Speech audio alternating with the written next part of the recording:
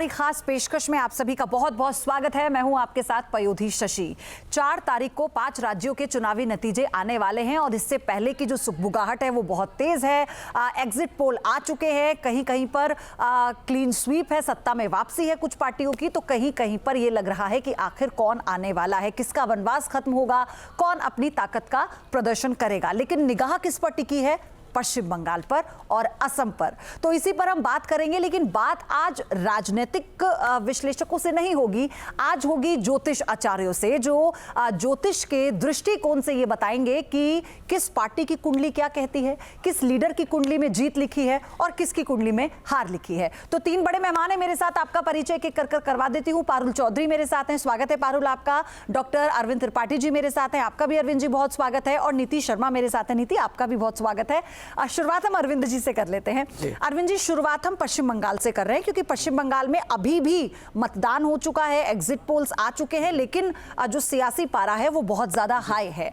अभी जो exit poll आए हैं उनमें से लगभग 7 मानकर चलिए तो 7 में से 5 एग्जिट पोल्स में बीजेपी को बढ़त मिल रही है और ऐसा है कि 2 में ममता बनर्जी आगे चल रही हैं, मतलब ममता बनर्जी की सत्ता में वापसी बताई गई है। क्या एग्जिट पोल का जो आंकड़ा है, ये नंबर गेम ज्योतिष के लिहाज से जरा समझाइए हमारे दर्शकों को, क्या कहता है? बहुत अच्छा क्वेश्चन है पयोधी। देखिए पयोधी, अभी यह जो संवत है रौद्र संवत है, तो रौद्र संवत तो महिलाओं के लिए बहुत महत्वपूर्ण है। इस वर्ष महिलाएं राज करेंगी, चाहे पूरा वो पश्चिम हो, उत्तर हो, दक्षिण हो, विश्व के कोने कोने में इस बार महिलाओं का राज रहेगा। तो ममता बनर्जी इस बार पश्चिम बंगाल के मुख्यमंत्री नहीं हो रही हैं, नंबर 1। नंबर 2 कि ममता बनर्जी की कुंडली जो मुझे मिली है वह कन्या लग्न की है और इनका लग्नेश बुध है और इनका जो इस समय ग्रहों की पोजीशन है, शुक्र बृहस्पति इनका 3रे भाव में है और मंगल इनका 12वें में है और शनि चंद्रमा इनका कुंभ का है और शनि की 7.5 भी इनकी चल रही है। तो अभी देखा जाए तो वर्तमान में इनका बृहस्पति में चंद्रमा में बुध शुरू हुआ है, जो फरवरी 26 से लेकर के 8 मई 26 के बीच का ये इनका समय है। तो यह जो समय इनका अभी चल रहा है वह ममता बनर्जी के लिए राजनीतिक दृष्टिकोण से ठीक नहीं है।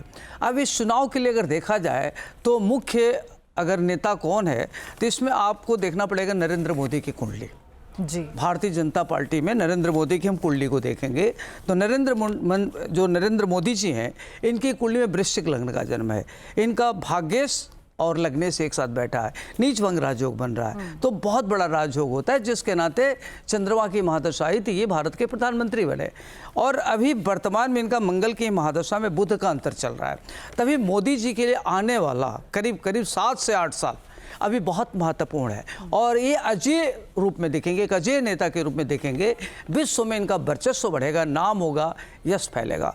जो वृश्चिक लग्न की कुंडली होती है वो ऐसे लोग बड़े ज़बरदस्त होते हैं, इनकी रीडिंग पावर बहुत अच्छी होती है, बोल्ड होते हैं, इनका विजन बहुत अच्छा होता है। जो कार्य इनको 10 साल बाद करना है उसकी शुरुआत आज ही करते हैं और भाग्येश चंद्रमा और जब मंगल एक साथ हो तो महत्वपूर्ण हो जाता है। तो पूरी पश्चिम बंगाल के चुनाव को जिताने में नरेंद्र मोदी जी की भूमिका बहुत महत्वपूर्ण रहेगी। देखा जाए तो इसमें अगर आप शुभेंद्र जो हुमायूं कबीर हैं, इनको देखा जाते पूरी वोट काट रहे हैं, तो ममता जी का वोट काफी कट रहा है, जिसके नाते इनको दिक्कत होगी। मतलब जो एग्जिट पोल्स में हम देख रहे हैं इस बार बीजेपी का जो पहली आपको मैं बताऊं 174 से 207 तक सीट मिल सकती है बीजेपी की, इसमें कोई डाउट नहीं है। मतलब ये आप ज्योतिष के आधार पर, नंबर के आधार पर, हम ज्योतिष के आधार पर कैलकुलेशन करके आपको बता रहे हैं पूर्ण बहुमत के साथ। नीति जी मैं आगे आऊंगी आपके पास, उन्होंने वो आंकड़ा दे दिया है।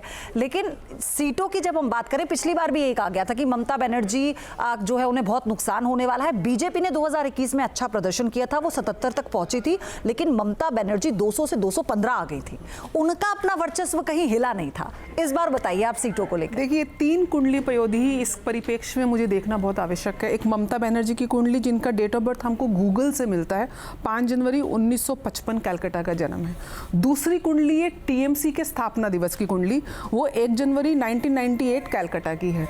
और उसके बाद जो तीसरी कुंडली है, मैं एक आधार ये भी मानूं कि गूगल पे मेरे पास ममता जी की सटीक कुंडली नहीं है, मैं ये भी मानूं कि टीएमसी की, हालांकि डेट जो है स्थापना दिवस तो वही रहेगी, समय की उपलब्धता नहीं है।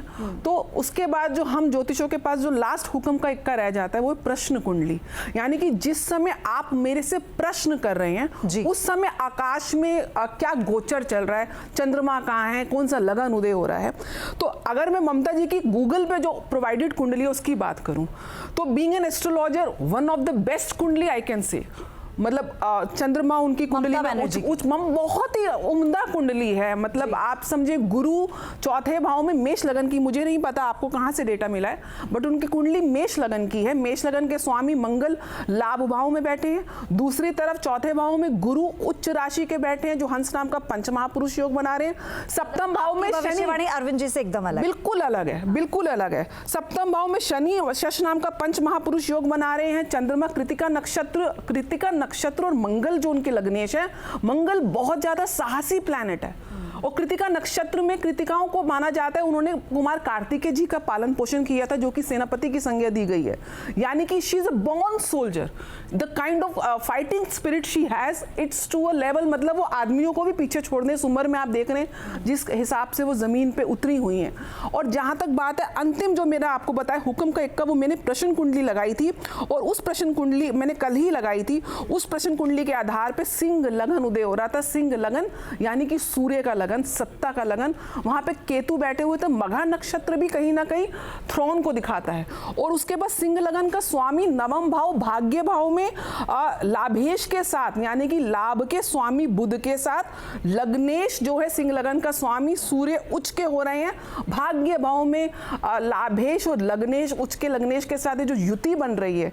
और उसके बाद जो डिस्पोजिटर है बुध का लाभ भाव का वो गुरु है, मतलब गुरु से पॉजिटिव प्लैनेट, मतलब आप ये कह रही हैं ओवरऑल इत्तिसाल योग बन रहे हैं। ममता बनर्जी दशम भाव में भी शुक्र। एक चीज और में देखिए पयोधी सूत्र बताने बहुत आवश्यक है कि हम पकड़ कहां से रहे हैं। दशम भाव में शुक्र स्वग्रही मालव्य नाम का पंच महापुरुष योग बना रहे हैं। शुक्र महिला का कारक है और महिला अपनी सत्ता पे जमी हुई है।